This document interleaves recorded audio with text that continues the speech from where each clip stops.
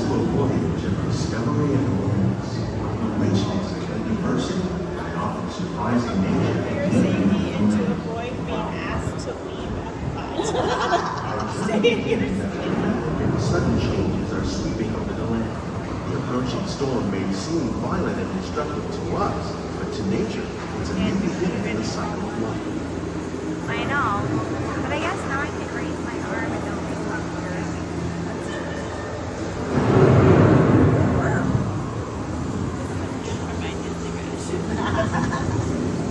That's why I like to get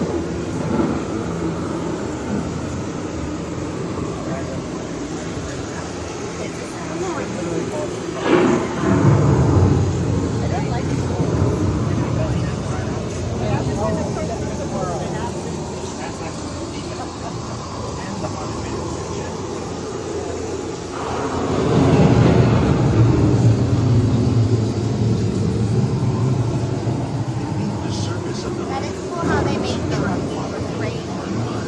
extracting precious nutrients and minerals. These elements, when combined with sunlight, create scenic systems above.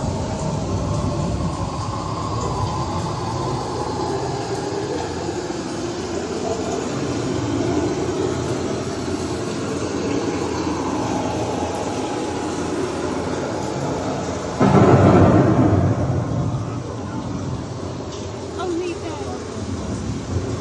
Well, Katie truly did.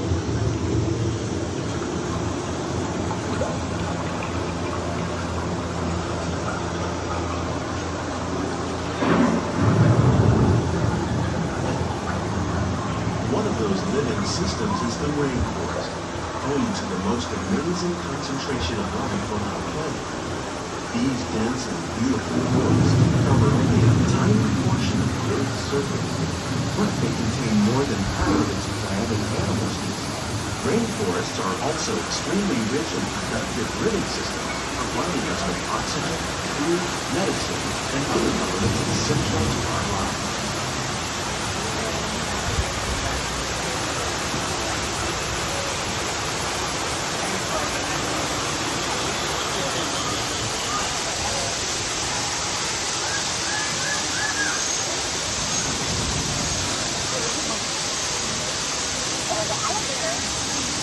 Oh, there's another one. Oh, there's another one.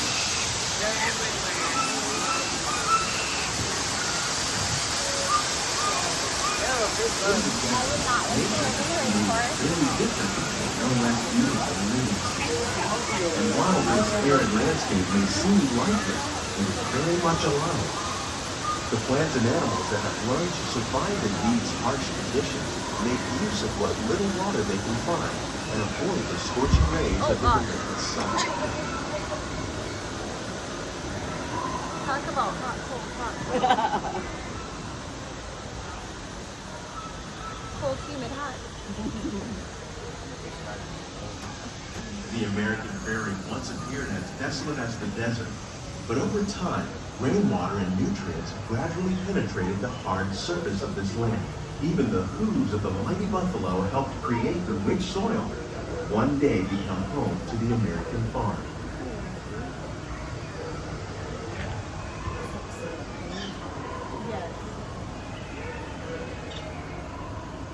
Oh, the little prairie dog. the fire is cool. Yeah, probably not that.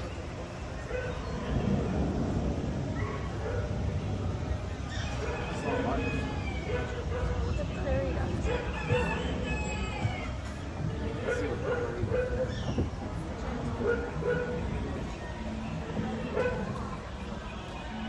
Of all the forces at work on the land, humans have had one of the most profound.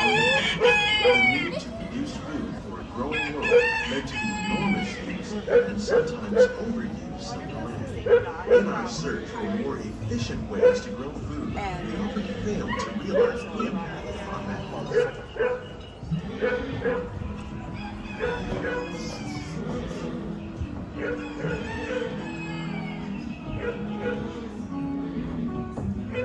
Today, we're learning to live with the land, discovering better ways ways to grow food that will assure both human and environmental well-being.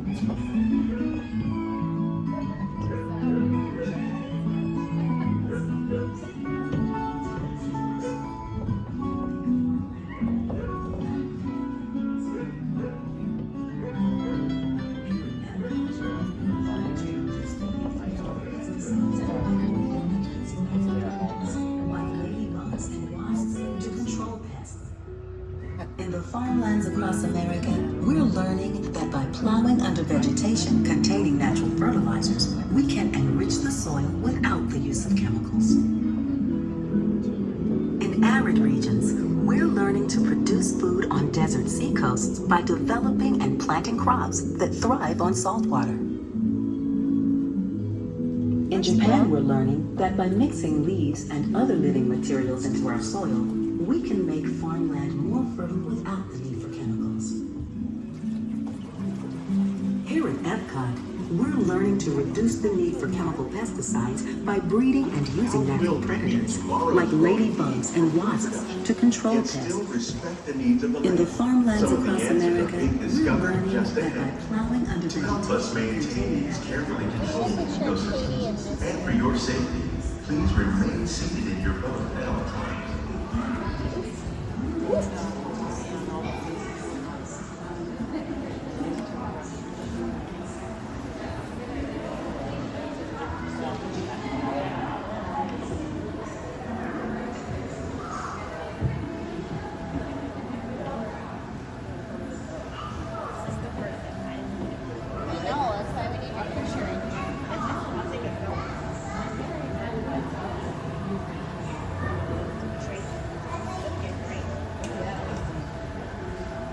Welcome to our living laboratory, where scientists from EPCOT and the U.S. Department of Agriculture are exploring innovative ways to produce bountiful harvests now and into the future.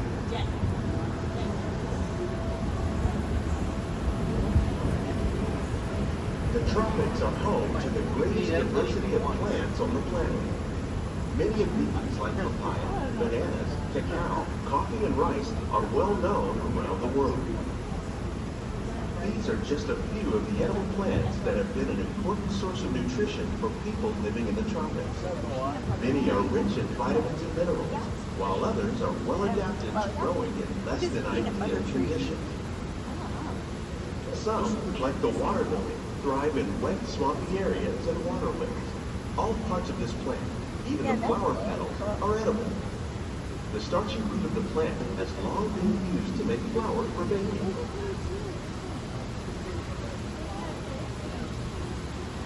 One day, many of these lesser-known tropical plants may be as important as the bananas growing on both sides of the boat. More than 28 million tons of bananas are eaten annually, making it the most popular fruit in the world.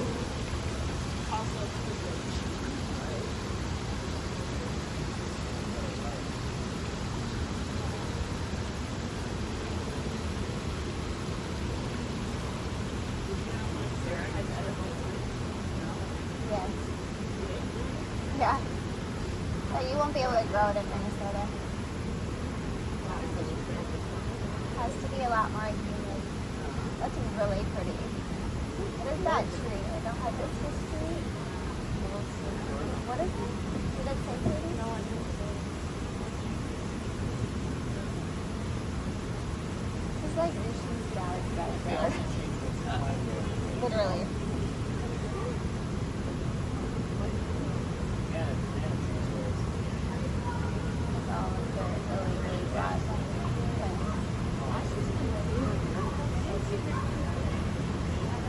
When we mention farming, you probably don't Oh, I think forgot to fish. look. But fish farming, or aquaculture, accounts for nearly half of all the seafood consumed globally. Tilapia, bass, and catfish, like the ones you see here, are three of the more popular crops raised by fish farmers. The sustainable system we're using here recycles the water in the tanks. As a result, we're able to save millions of gallons each year. Our small fish farm produces nearly 5,000 pounds of fish each year to serve in restaurants around Walt Disney World. Innovations like this one play an important role in our efforts to produce powerful products and still protect natural resources.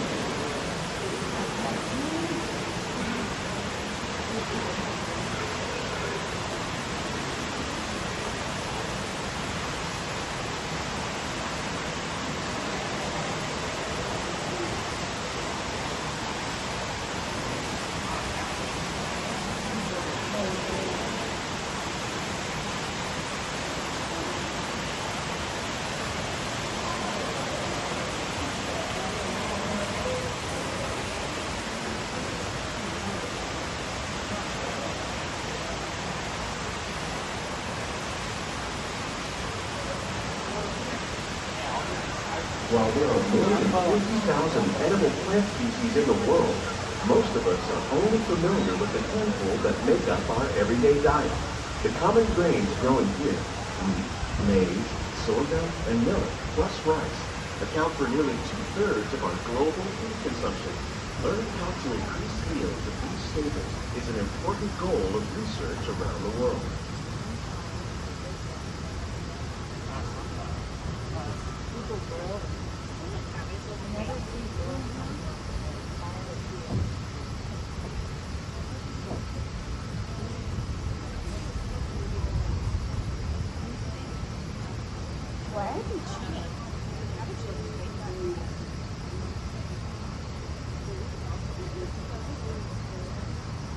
These plants are definitely on their way up. Innovative growing techniques like these increase yields while more efficiently using resources like water, fertilizer, and pesticides. Another innovation at work here is our integrated pest management program. By populating our greenhouses with beneficial insects that prey on harmful pests like aphids and flies, we are significantly reducing our reliance on conventional pesticides. We're growing these crops using our nutrient film system. This technique precisely controls and recycles water and nutrients. With it, we can produce over 27,000 heads of lettuce a year in this one small area. I didn't know that that's what it.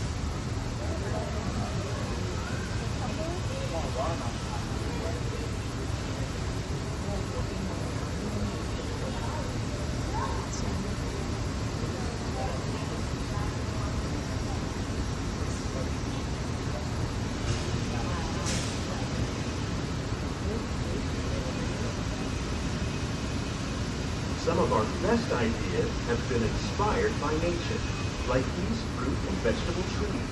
By growing these ground plants vertically, we can increase yields and better control diseases. These crops taste as good as they look. In fact, we serve more than 15 tons of produce from our greenhouses in restaurants here at the Land every year.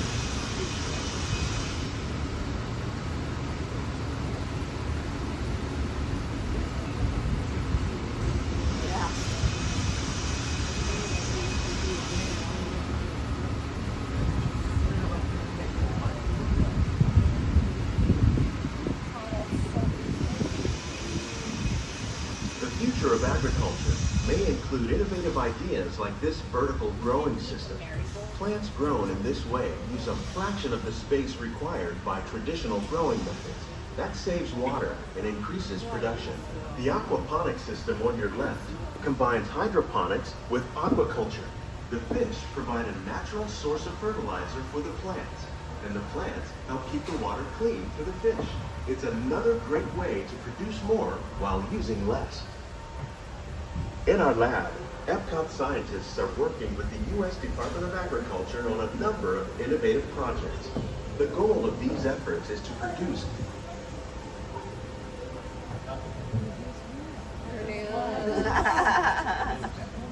We're waiting. Oh, really? Oh.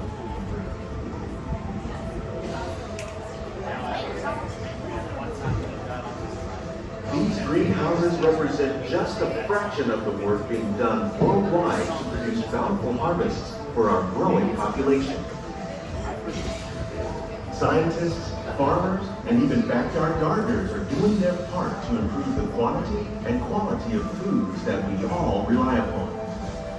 Together, we can continue to find more ways to increase food production and protect our precious natural environment. Only then will we truly feel living with the land.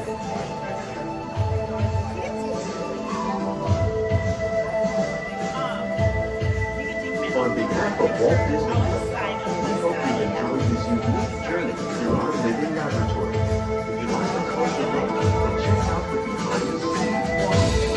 It's a chance for the whole family to get up close and personal.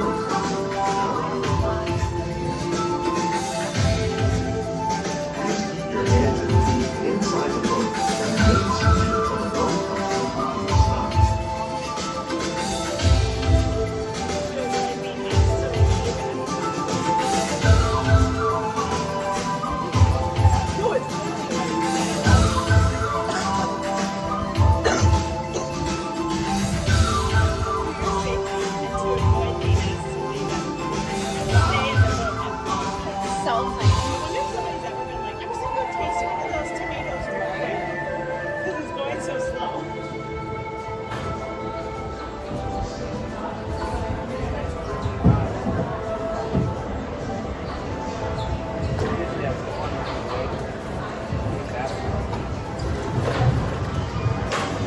We hope you've enjoyed living with the land. We know one of us did. Even if the others didn't. Please gather all your